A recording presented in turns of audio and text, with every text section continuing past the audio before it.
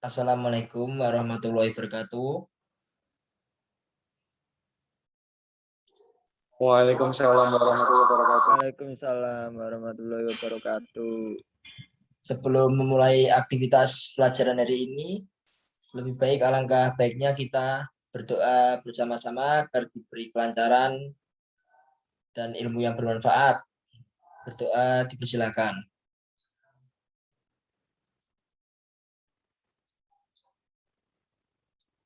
Cukup. Gimana kabarnya rekan-rekan? Apakah sehat-sehat dan baik-baik saja?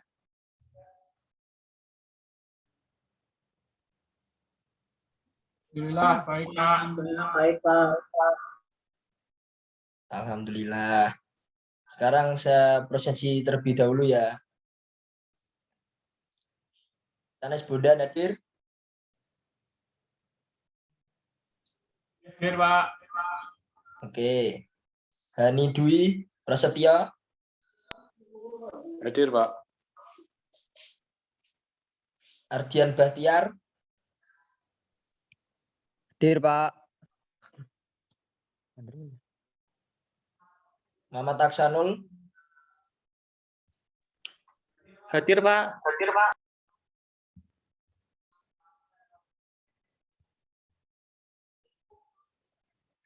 Oke, kita mulai saja materi pelajaran hari ini ya. Saya akan men-share screen materi tentang pelajaran hari ini.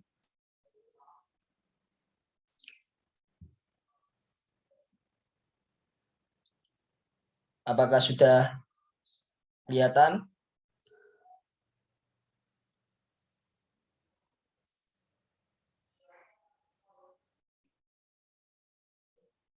Sampun, Pak.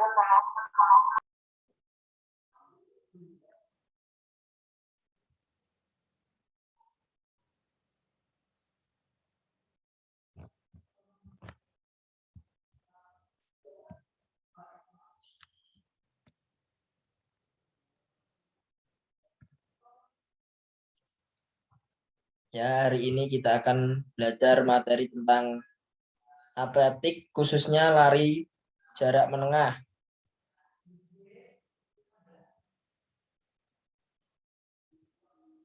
Ya, pertanyaan pembuka buat Mas Ardian. Yang termasuk lari jarak menengah itu lari berapa meter saja Mas Ardian? Izin menjawab, Pak. Setahu saya itu ada lari 200 meter, 400 meter, 800 meter, Pak.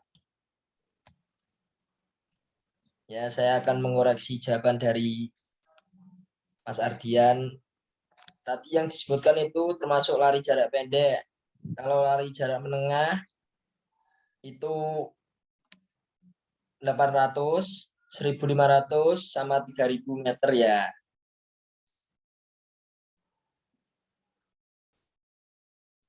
Baik, Pak. Oke, kita lanjut materi lari jarak menengah.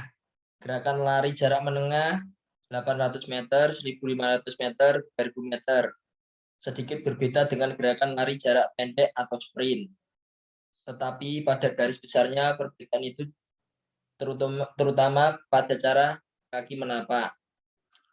Pada lari jarak menengah, kaki menapak pada ujung tumit. Kaki dan menolak dengan ujung kaki. Sedangkan lari jarak pendek menapak dengan ujung kaki, tumit sedikit sekali menyentuh tanah. Selain itu, lari jarak menengah dilakukan dengan gerakan-gerakan yang lebih ekonomis untuk menghemat tenaga. Pertanyaan untuk Mas Canes, faktor-faktor penting dalam lari jarak menengah apa saja?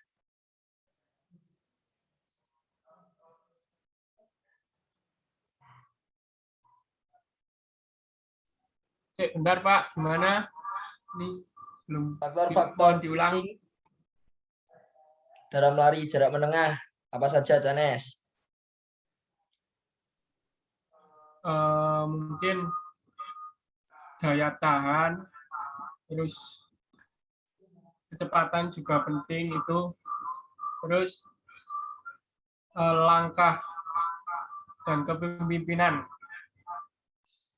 Ya, betul. Bagus sekali jawaban dari Mas Danes. Gerakan-gerakan tadi itu sangat penting, terutama gaya, yaitu sebagai gerak tubuh yang terpadu sehingga gerakan lari terlaksana dengan kompak dan harmonis. Lalu daya tahan atau stamina itu merupakan dasar dari kekuatan untuk menempuh jarak lari. Lalu kecepatan atau speed merupakan faktor utama untuk menempuh jarak dalam waktu seminimal mungkin. Yang terakhir, pertimbangan langkah dan kepemimpinan. Perasaan yang dapat mempertimbangkan langkah yang sedang berjalan dan kepandaian menggunakan strategi dan taktik dalam berlari. Pertanyaan untuk Mas Hani. Biasanya start yang digunakan dalam lari jarak menengah itu start apa ya? Gimana Pak? Bisa diulang pertanyaannya? Saya ulang. Biasanya start yang digunakan dalam lari jarak menengah itu menggunakan start apa? Baik Pak. Setahu saya dalam lari jarak menengah itu menggunakan start berdiri. Dan di dalam start berdiri itu ada dua aba-aba, yaitu aba-aba bersedia dan aba-aba ya. Seperti itu Pak. Betul sekali, bagus sekali jawaban dari Mas Hani. Oke, saya akan lanjut materinya. Start dalam lari jarak menengah, pelaksanaan start dilakukan dengan menggunakan start berdiri, yang aba-abanya hanya bersedia dan ya. Dikatakan start berdiri karena pelaksanaannya dilakukan dengan berdiri. Ketika aba-aba bersedia terdengar, pelari segera maju mendekati garis start dan menempatkan salah satu kakinya di belakang garis dan kaki lain di belakang kaki yang berjarak selebar bahu. Badan agak bungkuk dan kedua lengan ditempatkan sedemikian sesuai dengan penempatan kaki. Begitu aba-aba ya terdengar, pelari segera berlari menempuh jarak yang ditentukan.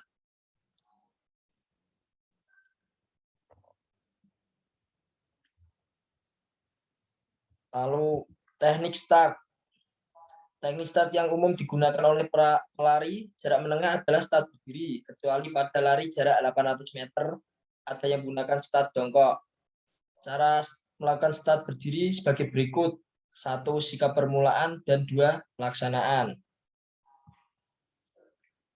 Sikap permulaan yaitu waktu aba-aba bersedia, siswa maju ke depan dengan menempatkan salah satu kakinya di depan di belakang garis start, yang biasanya itu kaki kiri dengan lutut agak dibengkokkan. Kaki yang lain di belakang lurus atau kaki kanan.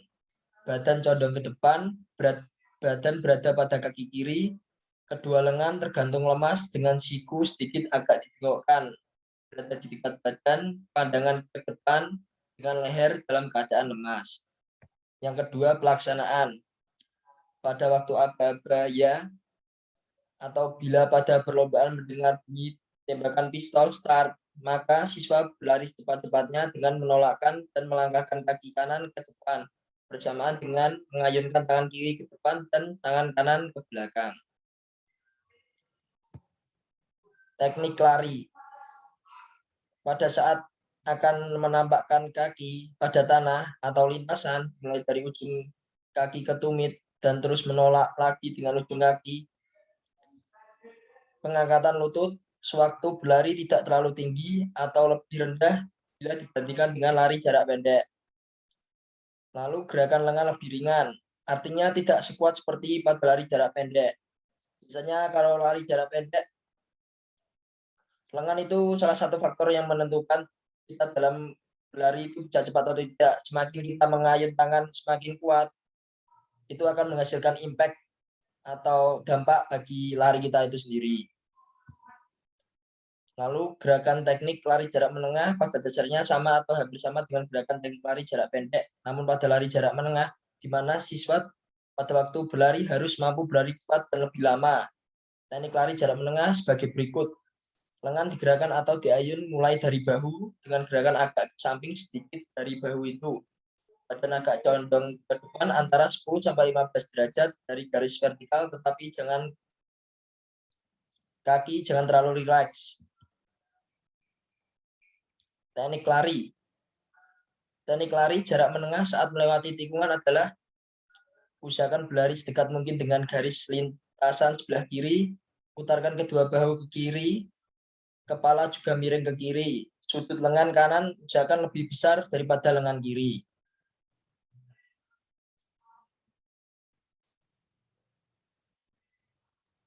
Pertanyaan untuk Max Aksanul, coba. Apa saja teknik yang digunakan untuk melewati garis finish?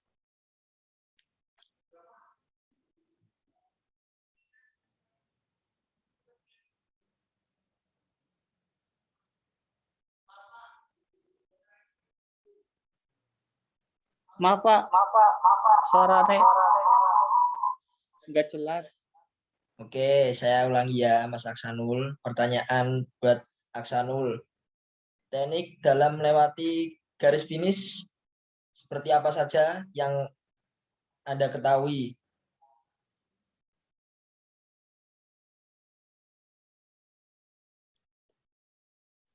Lari terus, lari tanpa mengubah arah, dan lain-lain Pak. Oke, saya lengkapi ya. Teknik gerakan masuk garis finish itu lari terus tanpa mengubah sikap lari. Lalu dada maju, kedua tangan lurus ke belakang. Salah satu bahu maju ke depan dan kepala ditundukkan. Kedua tangan diayun ke belakang. Bisa dilihat seperti contoh gambar di bawah ini. Bisa terlihat ya.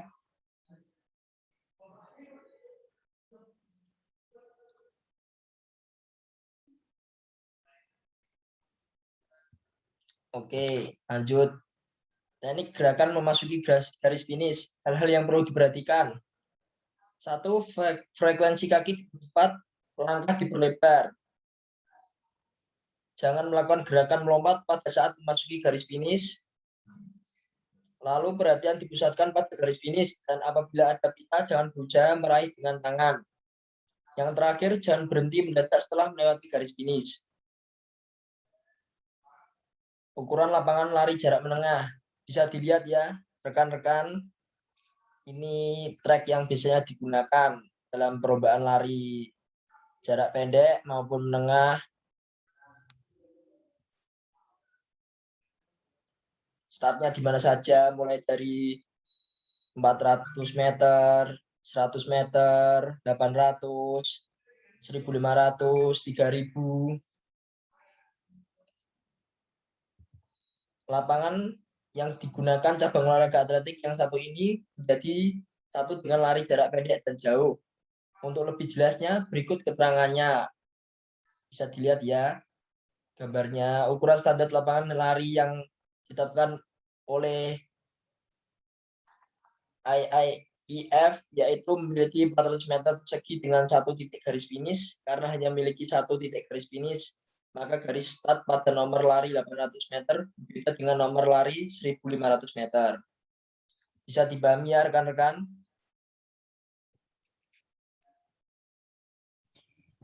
Siap, Baik, bisa Pak. Pak. Oke, terima kasih. Apa ada yang ingin ditanyakan? Atau ada yang belum paham? Silakan bertanya atau menambahkan sesuatu, silakan kita belajar bersama.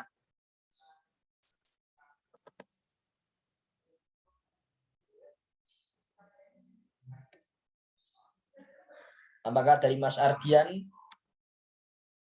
ingin bertanya? Cukup, Pak.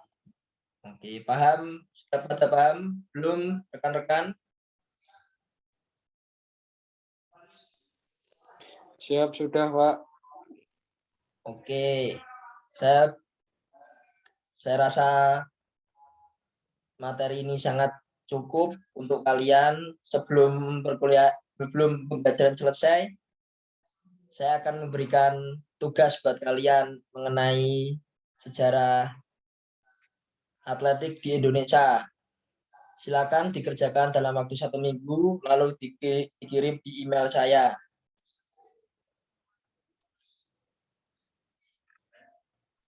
Baik, Pak. Oke, terima kasih. Sekian pembelajaran hari ini. Semoga ilmu yang kita dapatkan bermanfaat, berguna, dan bisa memahami materinya. Ucap syukur alhamdulillah. Dan terima kasih. Assalamualaikum warahmatullahi wabarakatuh. Waalaikumsalam warahmatullahi wabarakatuh. Waalaikumsalam warahmatullahi wabarakatuh.